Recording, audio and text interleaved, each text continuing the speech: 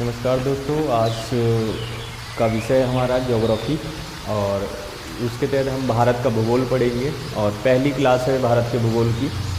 और उसके तहत मैं जो पहले बेसिक जानकारियाँ आपसे शेयर करना चाहूँगा या बताना चाहूँगा, उसके बाद मैं धीरे धीरे फिर टॉपिक वाइज डिटेल भी बताऊँगा। तो आज पहली क्लास है भारत के भूगोल के लिए।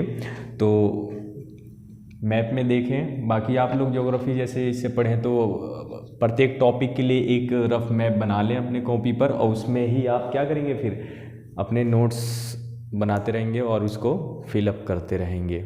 ठीक है, जो जानकारियाँ मेरे द्वारा दी जा रही है। तो इसमें देखें,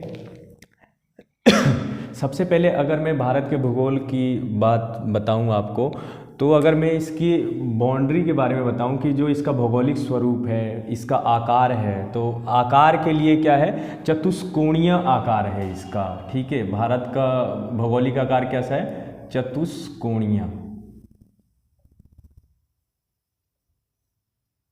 भारत का भौगोलिक आकार चतुष्कोणीय आकार है।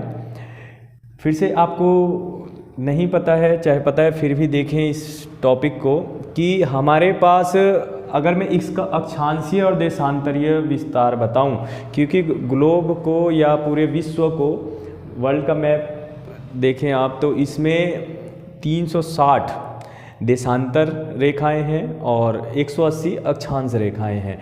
तो उस आधार पे अगर भारत की स्थिति देखें ग्लोब के अनुसार, ठीक है, तो यदि मैं वर्ल्ड मैप लगाऊं,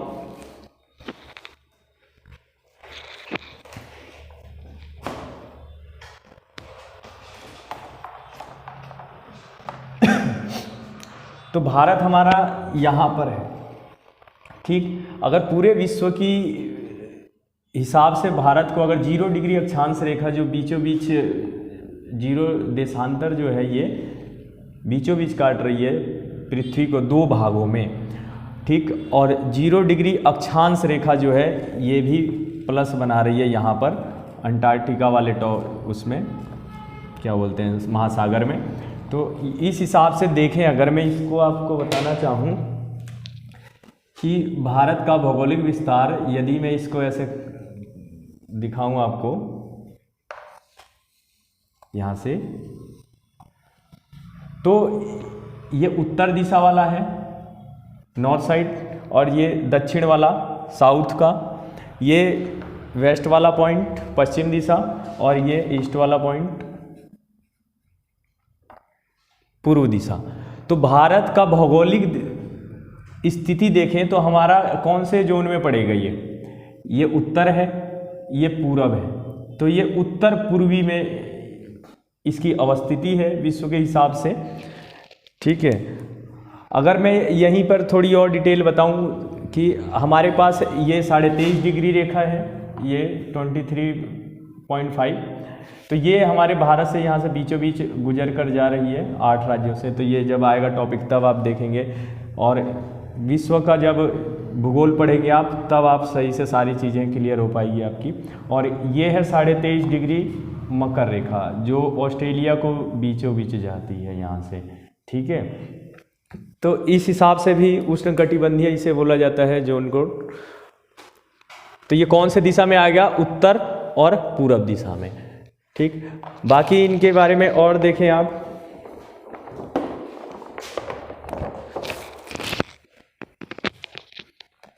अगला पॉइंट है हमारे पास कि इसका जो अक्षांश या देशांतर का विस्तार है उसको देखें। यदि मैं देशांतरीय विस्तार यहां से आपके लिए बनाना का प्रयास करूं यहां पर, तो यह है 68.7 से लेकर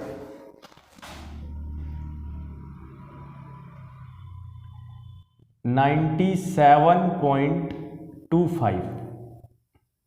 ठीक है, 68.7 से लेकर 97.25 तक का ये विस्तार है, और ये हमारा देशांतरीय विस्तार है। ठीक, इसी से भारत का समय निर्धारण किया जाएगा कि कितने टाइम जोन में बांटा जाना चाहिए था या क्या है, वो मैं अभी थोड़ी देर बाद बताऊंगा।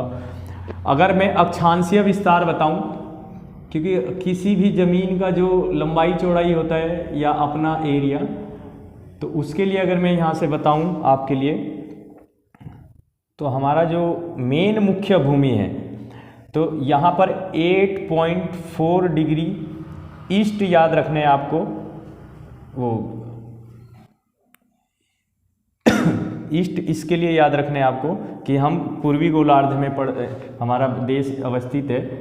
तो 68.7 ईस्ट से लेकर 97.25 ईस्ट तक, और इसका नॉर्थ साइड के लिए है 37.6 से लेकर 37.6 से लेकर, और ये भी आपका दो स्थितियां आप याद रखेंगे। अगर वर्ल्ड के हिसाब से क्वेश्चन पूछे तो अलग होगा, और इंडिया के हिसाब से पूछेगा तो क्वेश्चन अलग बनेगा। ये इस समय ये भी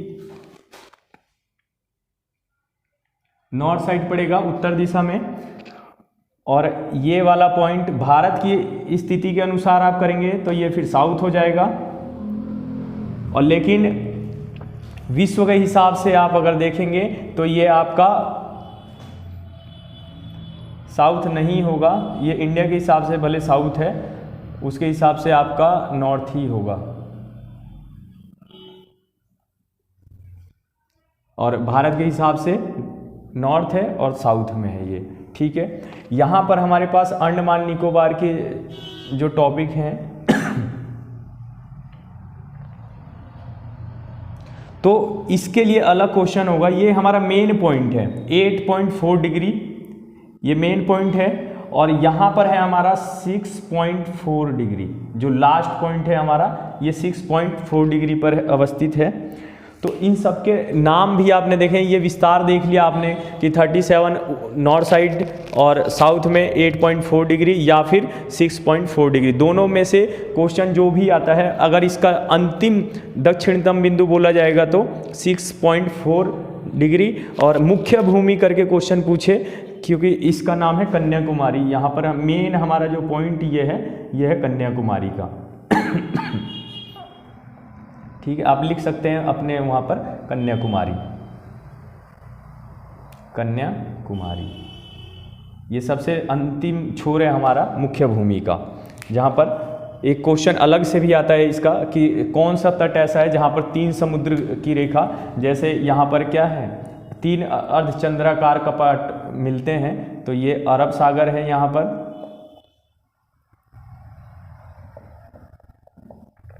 नीचे हिंद महासागर है, क्योंकि हिंदुस्तान के नाम पर ही पड़ा है इसका नाम, हिंद महासागर। और यहाँ आपको बे ऑफ बंगाल तो आपको पता ही होगा, बंगाल की खाड़ी।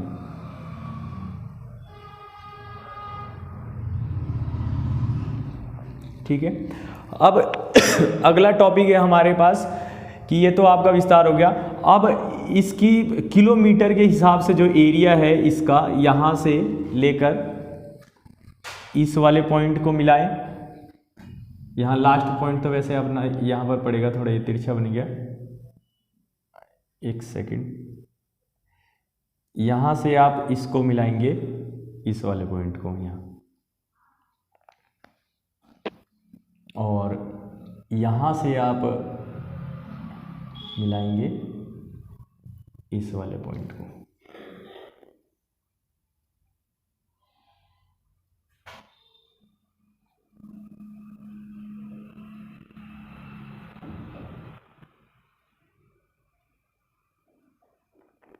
तो हमारे पास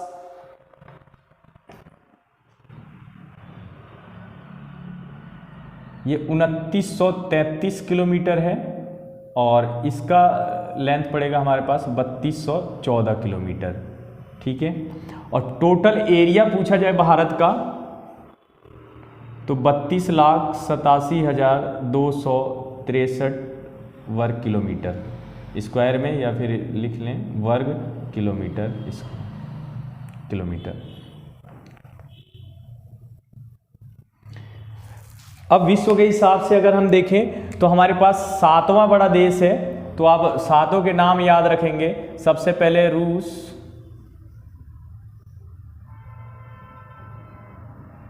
ब्राज़ील,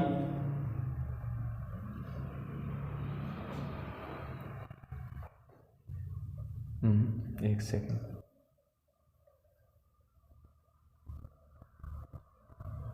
रूस, चीन,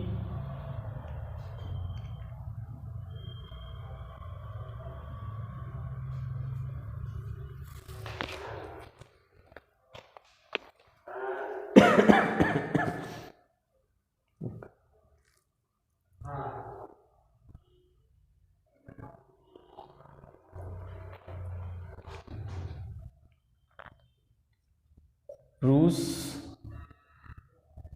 कनाडा, चीन, अमेरिका,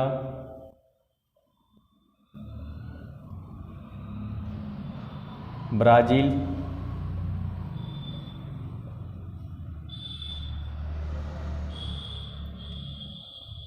ऑस्ट्रेलिया,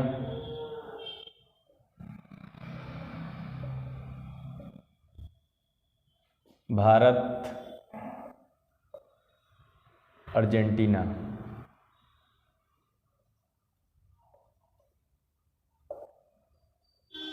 अर्जेंटीना। तो कई बार क्वेश्चन ये भी पूछा जाता है कि कौन कौन से क्षेत्र हैं जो इससे पहले हैं या इससे बाद में हैं। तो इसमें सबसे बड़े में अगर पूछा जाए तो रूस है, और सबसे छोटा पूछा जाए तो हमारे से, मतलब सबसे बड़ा पूछा जाए तो रूस, और जस्ट हमारे से बड़ा देश कौन सा है तो वो है ऑस्ट्रेलिया, और ठीक हमारे से छोटा अगला देश कौन सा है, अर्जेंटीना। तो ये आपको क्रम याद करना पड़ेगा अर्जेंटीना तक पूरा, तब जाके आप इसमें क्वेश्चन आंसर का जवाब सही से दे पाएंगे। अगला मैं बताऊं, अगर जनसंख्या के हिसाब से अगर इसको देखेंगे आप तो सेकंड नंबर पे है, और फर्स्ट पे है चाइना, चीन, और सेकंड पे है भारत। तो आप लिख भी लेंगे, सेकंड नंबर पे भारत है। और उसके अगला क्वेश्चन अगर मैं आपसे बताना चाहूँ इसके लिए, तो हमारे पास फिर आता है कि अगर मैं विश्व के हिसाब से इसका प्रतिशत देखूं एरिया वाइज कि 32,87,263 वर्ग किलोमीटर जो है परसेंटेज की दृष्टि से विश्व में तो 7वें नंबर पे है, पर परसेंटेज की दृष्टि से इसका है 2.42%। क्षेत्रफल कितना है इसका, 2.42% है। और जनसंख्या के हिसाब से अगर मैं इसकी बात करूं, जनसंख्या से डाटा इसका है, जनसंख्या के हिसाब से यह भारत दूसरे नंबर पर 17.7%, 17.7% है जनसंख्या के हिसाब से, और जो कि विश्व का दूसरा सबसे बड़ा जनसंख्या में स्थान इसका है। ठीक है, मैं आप इसको मैपिंग कर लें, फिर दूसरा मैं मैप इसी में ही फिलअप करता हूँ, और ये जानकारियाँ जो हैं आप अपना एक रफ बनाएं मैप, और इतनी जानकारियाँ उसमें नोट कर लें।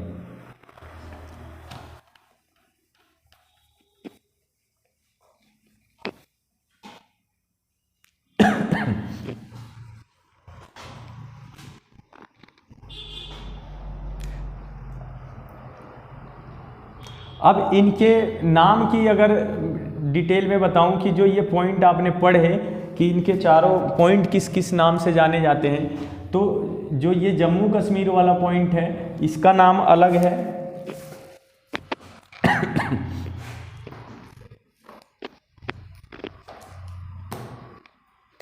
जम्मू कश्मीर वाले पॉइंट के लिए इंदिरा कॉल,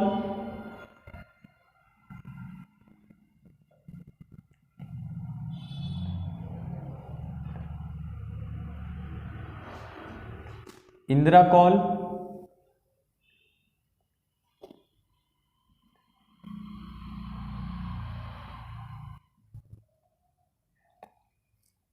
और जो सबसे दक्षिण वाला पॉइंट है यह अंडमान निकोबार में है, और इसका नाम है इंदिरा पॉइंट, इंदिरा पॉइंट या पिगमिलियन,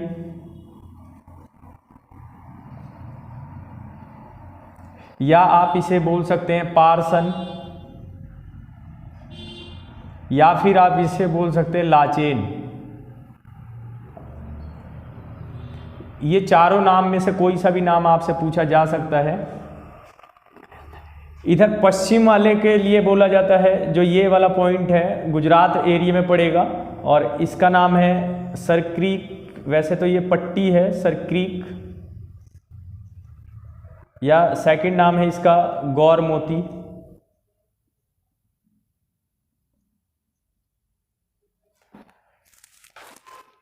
यहाँ जो अरुणाचल प्रदेश में ये पॉइंट है, पूर्वी पॉइंट, इसका नाम है वालांगू,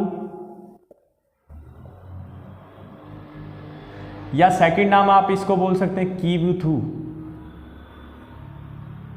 कीबुथू ये हमारे जो उत्तर पूर्व दक्षिण पश्चिम वाला टॉपिक है कि पश्चिम उत्तर, या फिर मतलब चारों पॉइंट हैं जो उत्तर दक्षिण और पूर्व पश्चिम, उनके नाम हैं। तो ये नाम आप बेसिक जानकारियां पहले अपनी क्लियर कर लें, उसके बाद से अपना फिर अन्य क्वेश्चन में आएंगे।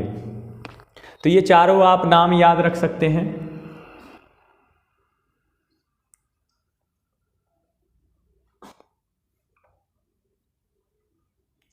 अगला मैं आपको बताना चाहूँ इसमें,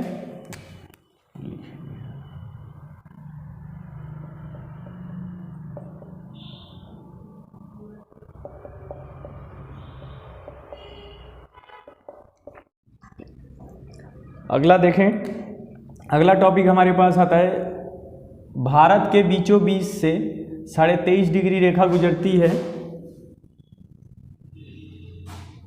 23.5 डिग्री, और ये कर्क रेखा है इसका नाम, जो भारत के 8 राज्यों से होकर गुजरती है, जैसे गुजरात, राजस्थान, मध्य प्रदेश एमपी, छत्तीसगढ़, झारखंड, पश्चिम बंगाल, त्रिपुरा,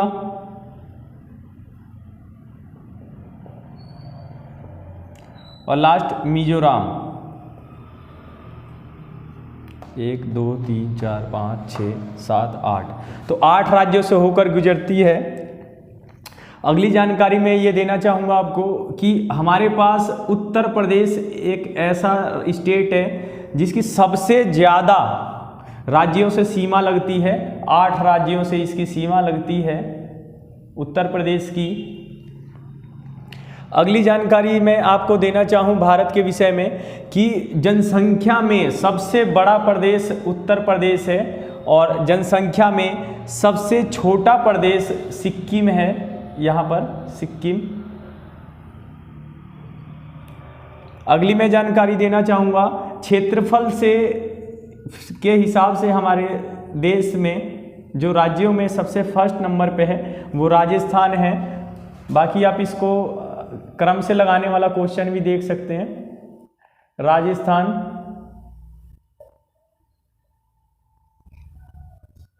महाराष्ट्र,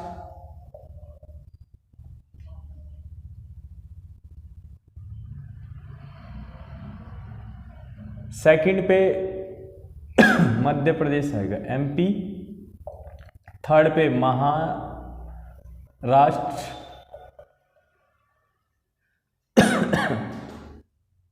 फिर आंध्र प्रदेश, फिर पश्चिम बंगाल, और फिर उत्तर प्रदेश।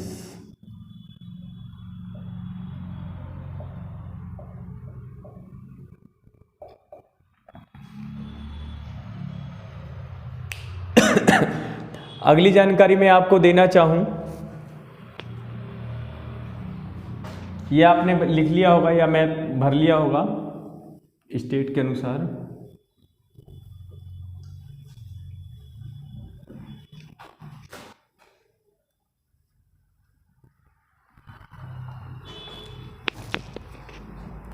क्षेत्रफल में सबसे छोटा गोवा है, यहां पर महाराष्ट्र के नीचे गोवा क्षेत्रफल में सबसे छोटा है। अब आए अगला टॉपिक सीमा के हिसाब पर कि हमारे पड़ोसी देश कौन कौन से हैं, सीमाएं कौन कौन सी हैं, कौन सी लाइनें उनको अलग करती है, या फिर उनके बारे में एक एक दो दो पॉइंट आप देखें, या समुद्री सीमाएं हमारे किस स्टेट से कहाँ पर लगती है, कौन कौन से वो स्टेट हैं, ये सब छोटी बड़ी जानकारियाँ देखते हैं। इसमें आप पहला पॉइंट देखें, यहाँ पर एक रेखा है हमारे पास 24 डिग्री, ठीक है, भारत और पाकिस्तान के बीच है, ये पट्टी है यहाँ पर, और विवादित ये क्षेत्र है जो गुजरात के सरक्रिक वाले पट्टी से है, ये 24 डिग्री रेखा जो भारत और पाकिस्तान को अलग करता है। तो आप इसके नीचे जो ये अरब सागर वाला पॉइंट है और इधर बंगाल की खाड़ी वाला है, तो आपसे अगर पूछा जाए कि भारत की जलीय सीमा कितनी है, अगर पूछा जाए भारत की जलीय सीमा,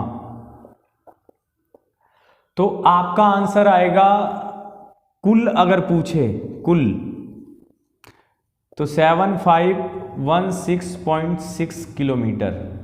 हालांकि ये पिछले एग्जाम में पूछा भी गया है, अगर 6 है तो आप ऑप्शन अगर पूरे फुल हैं तो आप यहाँ पे 17 भी मान सकते हैं, क्योंकि डाटा 5 क्रॉस कर चुका है, 0.5 से ऊपर है। और एग्जैक्ट अगर पूछे तो 7516.6 किलोमीटर। लेकिन इसी में अगर आपसे दूसरा क्वेश्चन पूछा जाए कि भारत की मुख्य जल सीमा कितनी है, मुख्य जल सीमा, जल क्षेत्र या सीमा, तो आपका आंसर आएगा 6100 किलोमीटर। क्यों? क्योंकि 6100 किलोमीटर यहाँ गुजरात वाले पॉइंट से लेकर ये और यहाँ किनारे किनारे ये जो मुख्य भूमि है आपका बांग्लादेश तक यहाँ पर, क्योंकि इसके नीचे तो यहाँ म्यांमार देश है, म्यांमार है यहाँ पर, ये पीछे वाला पॉइंट, ठीक है।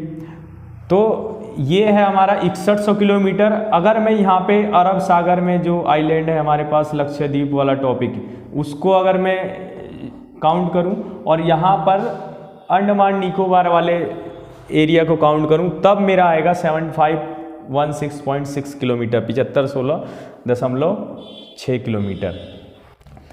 अगर मैं आपको बताऊं हम भारत की स्थलीय सीमा, भारत की स्थलीय सीमा की कुल लंबाई, तो हमारा यहाँ से आप स्टार्ट करेंगे गुजरात के ऊपर वाले, गुजरात के पॉइंट से जो स्थल है, और इस तरीके से आप यहाँ पर पूरा अगर पूरे स्टेट को काउंट करते हैं यहाँ, फिर ये बांग्लादेश वाला टॉपिक ये भी हमारा इंटरनेशनल है, क्योंकि पहले इसका 71 से पहले पूर्वी पाकिस्तान नाम था बांग्लादेश का, 71 में हमने इसे आज़ाद हुआ ये पाकिस्तान से। तो इस वाले एरिया को भी काउंट करने के बाद हमारे पास आता है डाटा जो निकल गया 15,200 किलोमीटर, ठीक है। अगर भारत की कुल सीमा पूछा जाए, जलीय सीमा प्लस स्थलीय सीमा, तो आप इसको दोनों को काउंट कर लेंगे 7516.6 किलोमीटर। तो हमारा आंसर आ जाएगा 6,6,1,7,12 और 1,2, तो 22,716.6 किलोमीटर भारत की कुल सीमा है। भारत की कुल सीमा कितनी है, जलीय प्लस स्थलीय, 22,716.6 किलोमीटर। आपसे कोई सा भी डाटा पूछा जा सकता है। मुख्य सीमा पूछा जाए तो ये है मुख्य सीमा, ये आपका 6100 किलोमीटर है। अगर पूरा पूछा जाए कुल तो 7516.6 किलोमीटर। अगर स्थलीय प्लस स्थलीय वाला 15,200 किलोमीटर। अगर सभी पूछा जाए पूरा भारत की एक एक बाउंड्री को जोड़कर तो 22,716.6 किलोमीटर इसका कुल डाटा बनेगा, ठीक है। अगला पॉइंट हमारे पास आता है, अगर आपसे पूछा जाए कितने स्टेट ऐसे हैं जो जलीय सीमा से साझा करते हैं, तो हमारा आंसर 9 आएगा। कि 9 स्टेट हमारे जो जलीय सीमा यानी कि अरब सागर से जो स्टेट लगते हैं, हिंद महासागर से जो स्टेट लगते हैं और अंडमान इधर बंगाल की खाड़ी से जो स्टेट लगते हैं, तो इसमें देखें नंबर 1 पे गुजरात, सेकंड पे महाराष्ट्र, थर्ड पे गोवा, फोर्थ पे कर्नाटक और 5वें नंबर पे केरल। 1 2 3 4 5। फिर छठे नंबर पे तमिलनाडु, 7वां जो राज्य होगा आंध्र प्रदेश, 8वां जो राज्य है उड़ीसा और 9वां राज्य जो हमारा यहाँ पर है पश्चिम बंगाल। तो ये 9 स्टेट हैं जो पानी से सीमा साझा करते हैं। उसमें भी अगर ये तो 9 काउंट कर लिया आपने, ठीक है, क्या पता पूछ ले इसमें आपसे कि कौन सा ऐसा स्टेट है जिसकी बाउंड्री जल से नहीं लगती है, ठीक है। अगला सीमा आपसे अगर पूछा जाए कितने स्टेट ऐसे हैं जो स्थलीय सीमा पर इंटरनेशनल बाउंड्री उनकी टच होती है स्थलीय से, तो उनका आंसर आएगा 17 स्टेट, जो ऊपर वाले यहाँ पर जम्मू कश्मीर, उत्तराखंड, हिमाचल, यूपी, बिहार, सिक्किम, अरुणाचल प्रदेश, उधर नागालैंड, मिजोरम ये जितने स्टेट हैं, तो 17 स्टेट हैं जिनकी बाउंड्री स्थलीय सीमा से लगती है, ठीक है। अगला टॉपिक या अगला मैं थोड़ा डाटा आपको बताना चाहूँगी भारत के बारे में। तो हमारे पास आता है कि सबसे ज़्यादा समुद्री सीमा किस स्टेट के पास लगते हैं, ये भी आपको मैंने बता दिया। अगला जल से कौन कौन से स्टेट लगते हैं, जो आपने 9 पढ़े, तो उसमें कभी क्वेश्चन पूछा जा सकता है, पूछे भी गए हैं बड़े एग्जामों में कि मतलब सबसे ज़्यादा जल से किस स्टेट की सीमा लगती है। तो अगर मैं अंडमान निकोबार को छोड़ दूं तो हमारे पास सबसे फर्स्ट में तो अंडमान निकोबार ही है, लेकिन यह केंद्र शासित प्रदेश आ जाता है अंडमान निकोबार, ठीक है। अगर ये हुआ तो ये तो सबसे फर्स्ट में आएगा, 1900 के आसपास है। लेकिन स्टेटों में अगर देखा जाए तो फर्स्ट में आएगा गुजरात, सेकंड में आएगा आपका आंध्र प्रदेश, थर्ड में आएगा आपका तमिलनाडु और फोर्थ पे आएगा महाराष्ट्र। ये जो क्वेश्चन आपको मैं बता रहा हूं ये है जलीय सीमा वाले, सर्वाधिक जलीय सीमा वाले राज्य। यदि इसको काउंट करेंगे आप, क्योंकि ये केंद्र शासित प्रदेश है, तो सबसे नंबर पे 1 पे तो यही आ जाएगा, फिर 2 हो जाएगा गुजरात का। लेकिन आप इसको छोड़ दें, बस दिमाग में याद रखेंगे, जिस दिन ये क्वेश्चन में आता है तो इसको आप याद रखें, सबसे बड़ा है। बाकी आप 4 स्टेट याद रखें, सबसे फर्स्ट पे गुजरात, सेकंड पे आंध्र प्रदेश, थर्ड पे तमिलनाडु और फोर्थ पे महाराष्ट्र, ठीक है। अगर आप इसे काउंट करेंगे तो सबका एक एक स्टेप नीचे हो जाएगा। ये चौथे पे, ये 5वें पे चला जाएगा महाराष्ट्र, ठीक है। तो एक पॉइंट आप ये भी याद रखें।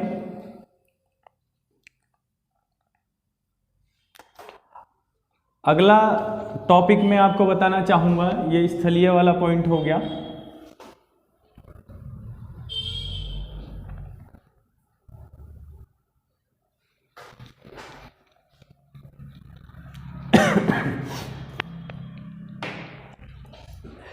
कि जो हमारे 7 देश हैं, जो हमारे पास 7 देश ऐसे हैं जिनसे हमारी सीमाएं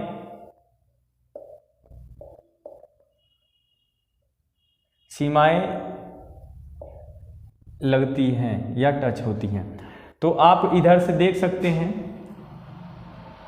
यहाँ पर पाकिस्तान, यहाँ पर आप देखेंगे अफगानिस्तान,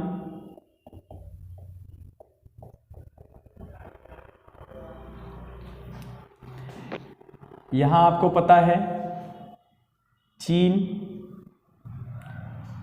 ये वाली जो बाउंड्री है म्यांमार मैंने लिखा ही है यहाँ पर, म्यांमार।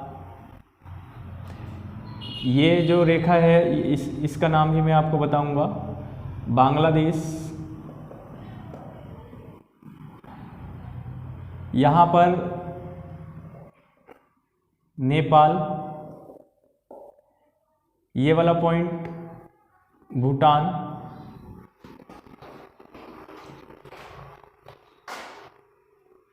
यहाँ पर श्रीलंका,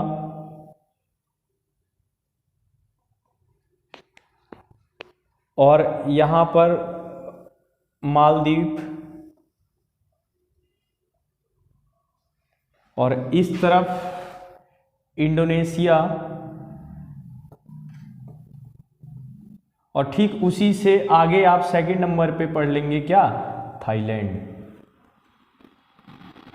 तो कितने देश हो गए टोटल, 1 2 3 4 5 6 7 8 9।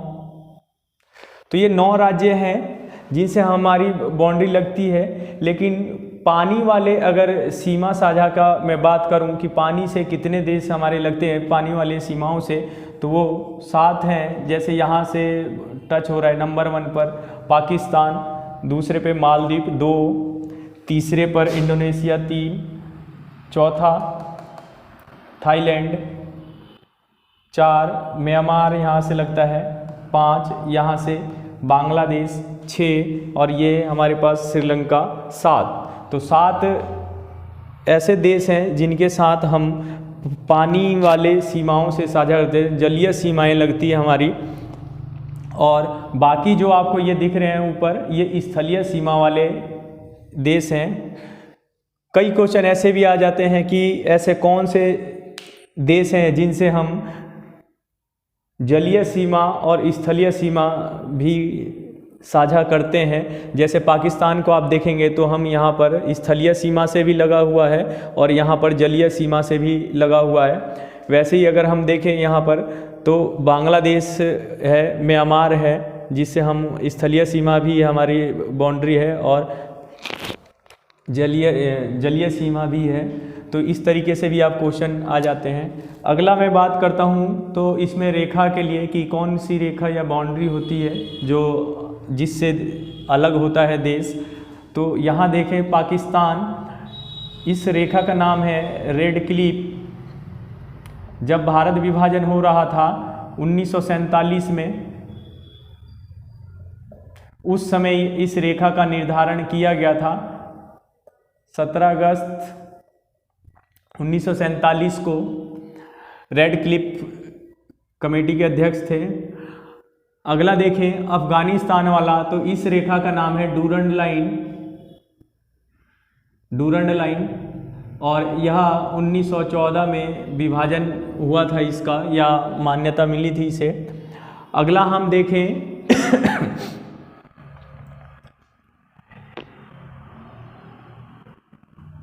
चीन की रेखा मैकमोहन,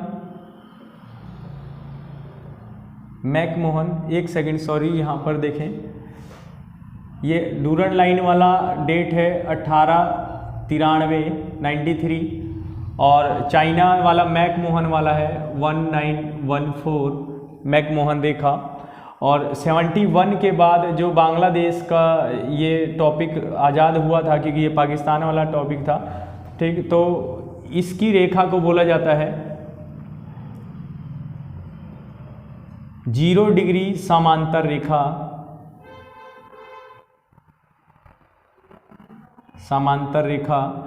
और ये मैंने आपको बता दिया था 24 डिग्री चैनल, ये वो रेखा जो पाकिस्तान और भारत के मध्य सीमा साझा करती है।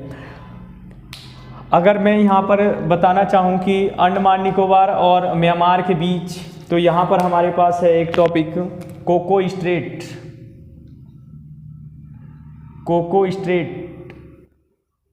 ये अलग करती है, ये साझा करती है। आप करंट में अभी 1-2 साल पहले यहाँ पर था कलकत्ता बंदरगाह से, यहाँ से कलादान परियोजना जो चल रही है, सितवे बंदरगाह वाला टॉपिक, सितवे बंदरगाह, सितवे बंदरगाह कलकत्ता से, और प्रोजेक्ट का नाम है कलादान परियोजना। तो इसे भारत यहाँ स्थलीय सीमा से ना जाकर जलीय सीमा का प्रयोग कर कर अपना बजट बचा सकता है। जहाँ 100 करोड़ खर्चा आ रहा होगा वहाँ पर सीधा आधे से भी कम में कार्य हो जाएगा उसका।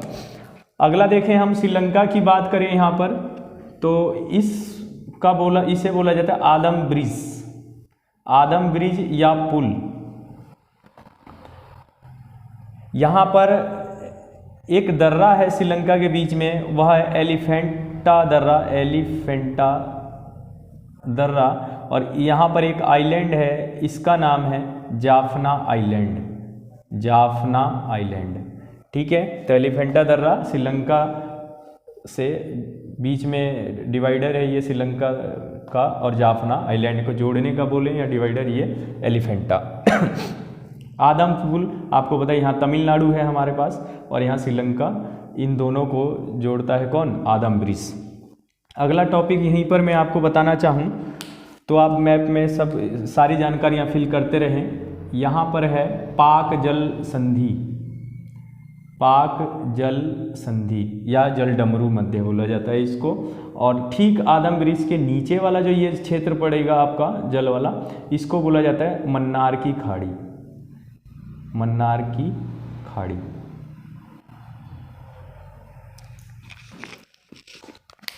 तो ये थोड़ी जानकारियां हैं जो आप परीक्षा बेस से इनको फिलअप कर सकते हैं। और अगले मैप में मैं कभी नेक्स्ट मैप जब मैपिंग कराऊंगा तो उसमें जैसे डिग्री चैनल वगैरह मैं यहाँ पर दर्शा दूंगा, चाहे 2-3 पॉइंट हैं आप उसे देख भी सकते हैं।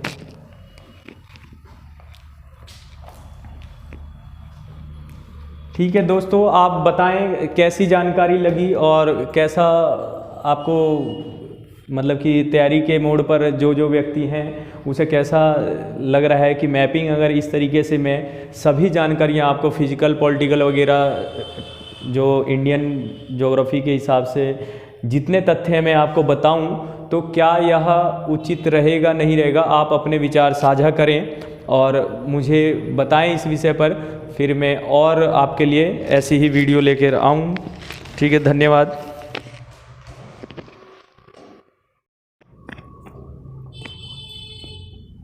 अगला टॉपिक देखें इसी में कि हमारे पास जो इंटरनेशनल बाउंड्री वाला टॉपिक है कि किससे सबसे ज़्यादा लगती है या सबसे कम।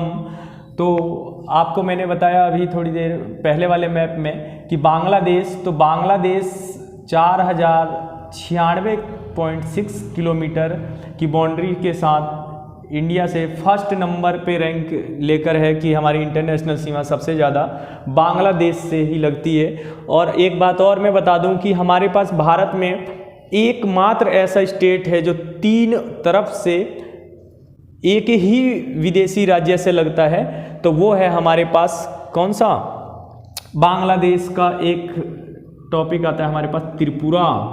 यहाँ पर त्रिपुरा है, त्रिपुरा ये तीनों ओर से बांग्लादेश से घिरा हुआ है, तो ये भी टॉपिक आप याद रखेंगे। सेकंड नंबर पे हमारे पास आता है चीन और ये 3488 किलोमीटर के साथ दूसरे नंबर पे है। बाकी आप ज़्यादा याद ना करें, सिर्फ 3-4 याद रखेंगे, 2 का तो आप रैंक 4 की याद रखेंगे। थर्ड पे आता है पाकिस्तान,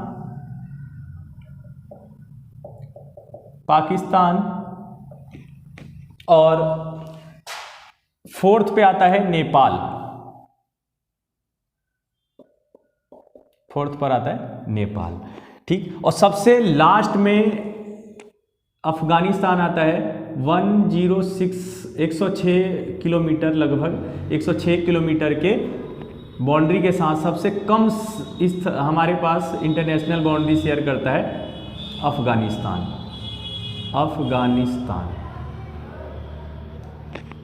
ठीक है मित्रों, आप ये टॉपिक एक ये याद रखेंगे। दूसरा मैं एक आपको ये बताना चाहूँगा कि 4 स्टेट हमारे स्टेटों में भी आपसे पूछा जा सकता है और पूछा गया भी है। आप देखेंगे अगर आपने एनटीपीसी का एग्ज़ाम दिया हो किसी ने, तो उसमें एक क्वेश्चन इन ज्योग्राफी वाले से आते रहते हैं। तो इसमें देखें पाकिस्तान के साथ हमारे कितने स्टेट सीमा साझा करते हैं, तो जैसे 4 फर्स्ट में गुजरात, सेकंड में राजस्थान और थर्ड में पंजाब और फोर्थ में आपको पता है यहाँ से कि जम्मू कश्मीर, J&K वाला टॉपिक। चाइना के साथ देखें, जम्मू कश्मीर यहाँ पर है ही इस बाउंड्रीज के साथ, और यहाँ पर हिमाचल प्रदेश, उत्तराखंड वासियों को तो पूरा डिटेल ही याद होगा, कितना किलोमीटर चीन के साथ, कितना किलोमीटर नेपाल के साथ। फिर चाइना के साथ हो गया उत्तर प्रदेश, फिर यहाँ पर सिक्किम,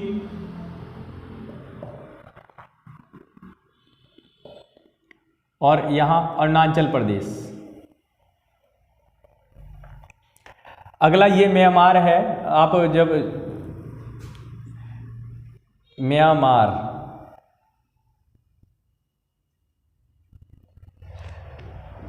इसमें देखें, जब ज्योग्राफिकल वाला टॉपिक आप इसमें पढ़ेंगे कि कौन कौन सी पहाड़ियाँ कहाँ पर है, तो उस समय अलग आप पढ़ें। यहाँ पे अरुणाचल प्रदेश, म्यांमार, सेकंड पे नागालैंड, थर्ड पे मणिपुर, सेकंड पे नागालैंड, फोर्थ पे मिजोरम। और मिजोरम यहाँ किनारे बांग्लादेश से भी लगता है। अगला देखें, बांग्लादेश के साथ 5 स्टेट, पश्चिम बंगाल, पूरा यहाँ पे लगता है इसको चिकन नेक बोला, नेक टाइप से है उसे, पश्चिम बंगाल का, पश्चिम बंगाल, आसाम, मेघालय और मणिपुर, ये मणिपुर कह रहा हूँ, यहाँ पर मिजोरम लग रहा है। ठीक है, अगला मैं बताना चाहूँगा आपको, अफगानिस्तान हो गया, पाकिस्तान हो गया, चाइना हो गया, नेपाल के साथ 5 स्टेट, लेफ्ट साइड से उत्तराखंड काली नदी के बाउंड्रीज से, यूपी गोरखपुर के इलाके में, बिहार तराई क्षेत्र जो है कपिलवस्तु वाला टॉपिक नेपाल का, तीसरा सिक्किम और एक पश्चिम बंगाल।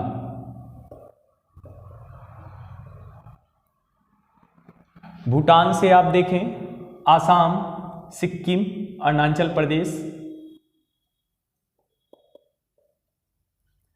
भूटान से 3 स्टेट,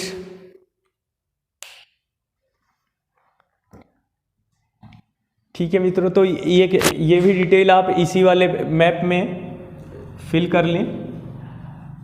अगला मैं आपको ये बताना चाहता हूं, इसे मैं हटा रहा हूं।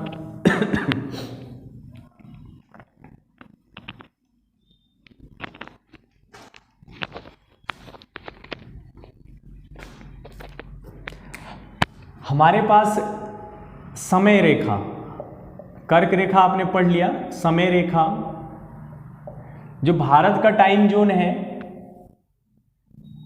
वह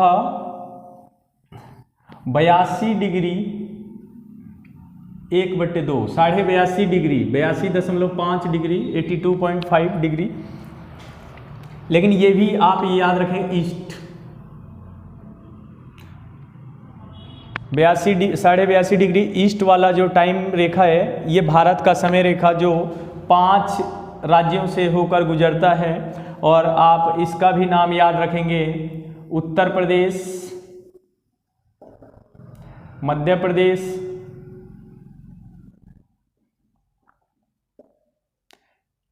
छत्तीसगढ़, उड़ीसा और आंध्र प्रदेश। 1 2 3 4 5 स्टेट से गुजरता है। और मेन जो पॉइंट है इसका, उसे माना जाता है यूपी के इलाहाबाद से, अब नया नाम प्रयागराज, वैसे पहले प्रयागराज था, फिर इलाहाबाद हुआ, फिर प्रयागराज हुआ। ठीक है, यहां पर एक शहर है मिर्जापुर, और इससे भी छोटा जो टॉपिक है उसका नाम है नैनी।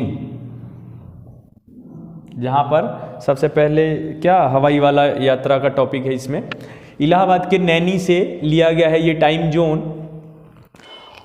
और मैंने आपको उस समय एक बात बोला था कि यहाँ पर जो पॉइंट है हमारा और यहाँ वाला 68.7 से 97.25, आप इसको माइनस करेंगे 97.25 में से 68.25 तो लगभग 29 पॉइंट कुछ होगा यहाँ पर, तो इसको 30 मान लिया जाता है। तो अगर क्योंकि अरुणाचल प्रदेश, इस स्टेट का नाम ही अरुणाचल प्रदेश इसलिए रखा गया है, अरुण का मतलब होता है सूर्य, पर्यायवाची शब्द है सूर्य का, और अरुणाचल प्रदेश की जहाँ पर सूर्य की पहली किरण मॉर्निंग में सबसे पहली किरण जो है अरुणाचल प्रदेश की भूमि में सवेरा होता है, इसलिए इसका नाम है अरुणाचल प्रदेश। तो इसमें आप एक बात और याद रखेंगे कि यहाँ से जब सूर्य की किरण पहली पड़ती है तो यहाँ से यहाँ पर सूर्य की किरण को पड़ने में 2 घंटे का डिफरेंस है टाइम। क्योंकि आपको मैं बता दूं कि एक देशांतर रेखा बराबर 4 मिनट होता है, 1 बराबर 4 मिनट, तो 60 मिनट में कितनी रेखाएं आएगी, 60 4 से डिवाइड करेंगे 15 रेखाएं, 15 देशांतर बराबर 1 घंटा टाइम होता है। तो यहाँ पर 30 डिग्री उस सूर्य की किरण को 30 डिग्री तक चलने में, 30 रेखाओं को क्रॉस करने में 2 घंटे का टाइम लगता है। यदि अरुणाचल प्रदेश में मॉर्निंग 6 बजे होती है तो गुजरात में 8 बजे होना होगा। यदि इधर शाम को सूरज 8 बजे डूबता है, मतलब शाम को अंधेरा 8 बजे होता है यहाँ पर, तो यहाँ 6 बजे हो जाएगा, क्योंकि सूर्य की रोशनी पहले वहाँ पहुँचती है तो यहाँ लेट में पहुँचेगी। यहाँ देर में सूरज डूबेगा, मतलब डूबने का अर्थ है कि डूबता नहीं है, मतलब कि उसका रोशनी, क्योंकि सूरज ऐसे घूमेगा इस पृथ्वी के चारों तरफ, वो पृथ्वी राउंड लेती है सूर्य के चारों तरफ, तो छाया प्रदेश पड़ता है यहाँ पर, तो रोशनी नहीं मिलती है। तो जैसे यहाँ पर रोशनी मिलेगी तो वहाँ नहीं मिलेगी, तो 2 घंटे का डिफरेंस है, टाइम डिफरेंस। आप याद रखेंगे कि भारत का जो समय डिफरेंस टाइम है वो कितना है, 2 घंटे का। ग्रीनविच वाला टॉपिक अगर मैं बताऊं तो उसको मेरे को ज्योग्राफी का मैं लाना होगा, और इससे मैं आपको समझाना चाहूँ अगर, तो इसमें देखें, मैंने आपको बोला कि इंग्लैंड, ये जो 0 डिग्री रेखा है वो इंग्लैंड से गुजरती है, और इसी में एक प्रदेश है ग्रीनविच मीन टाइम रेखा, ग्रीनविच, तो इस शहर से लिया गया है पूरे विश्व का समय।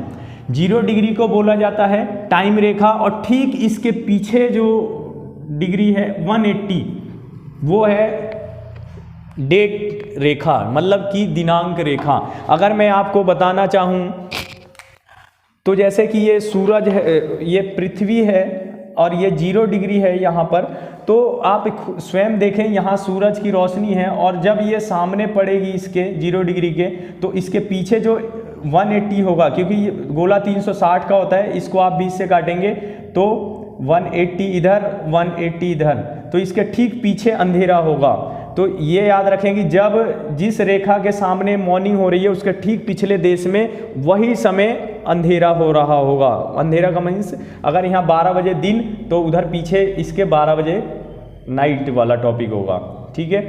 तो इसको आप थोड़ा समझने का प्रयास करें। वैसे तो ये टॉपिक जो वर्ल्ड ज्योग्राफी वाले में आएगा तब मैं पूरा डिटेल बता दूंगा आपको, लेकिन फिर मैं सिर्फ थोड़ा सा यहाँ बताना चाहूँगा। तो आप याद रखें कि यदि कोई व्यक्ति यहाँ से ईस्ट की तरफ आता है तो टाइम प्लस होगा, और इधर वेस्ट की तरफ आएगा तो टाइम माइनस होता जाएगा। तो ठीक इसके पीछे वाला जो टॉपिक है 1 डे का अंतर हो जाता है, इससे क्रॉस करेंगे 0 डिग्री से आप 180 की तरफ बढ़ेंगे तो टाइम प्लस होता रहेगा, और जैसे 180 प्लस कर जाएंगे उधर तो 1 दिन एक्स्ट्रा हो जाता है।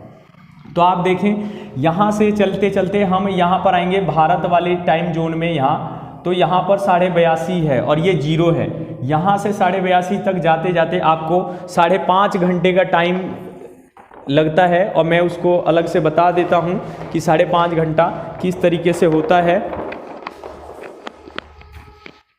तो आप देखें, सपोज करें कि यहाँ पर 0 डिग्री है, यहाँ पर 0 डिग्री अगर विश्व के हिसाब से यहाँ पर है, और आपको यहाँ पर ट्रेवल करना है 82.5 डिग्री पर। तो अभी मैंने बोला आपको 1 डिग्री बराबर 4 मिनट, तो आपको यहाँ से यहाँ आने में कितना टाइम लगेगा, तो आप इंटू कर सकते हो 82.5 इंटू 4, तो आपका आंसर आएगा 4 पंजे 20 और 4 दूनी 8 2 10, 1 8 चौक 32 1 33 पॉइंट 330 मिनट का टाइम लगेगा। और 330 मिनट को जब आप घंटे में कन्वर्ट करोगे तो ये आपका आंसर आएगा 6 पंजे 30 और 6 पंजे 30, 5.5, यानी कि 5 घंटा 30 मिनट टाइम बच रहा है आपके पास। तो 5.5 घंटे का टाइम डिफरेंस आया। ठीक है दोस्तों, तो आपको ये याद रखना है कि कैसे ये 5.5 घंटा आगे है। अगर आप पॉलिटिकल पढ़ेंगे तो वहाँ पर देखेंगे कि संसद में हमारे यहाँ पर 5 बजे बजट पेश होता था 5:30 बजे। क्यों? क्योंकि 12 बजे इंग्लैंड की संसद जब लगती थी तो वहाँ बिल पेश होता था 12 बजे, तो हमारे यहाँ पे 5:30 बजे हमारे यहाँ पर बजट पेश करने का टाइम रखा गया था, क्योंकि वहाँ के टाइम के अकॉर्डिंग हमारे यहाँ पर 5:30 बजेंगे। ठीक है मित्रों, ये बेसिक जानकारी थोड़ी थी, आप इसे नोट करते रहें और आगे देखें, लेकिन बताएं ज़रूर कि ये आपको कैसा लगा जानकारी, और कमेंट वगैरह भी।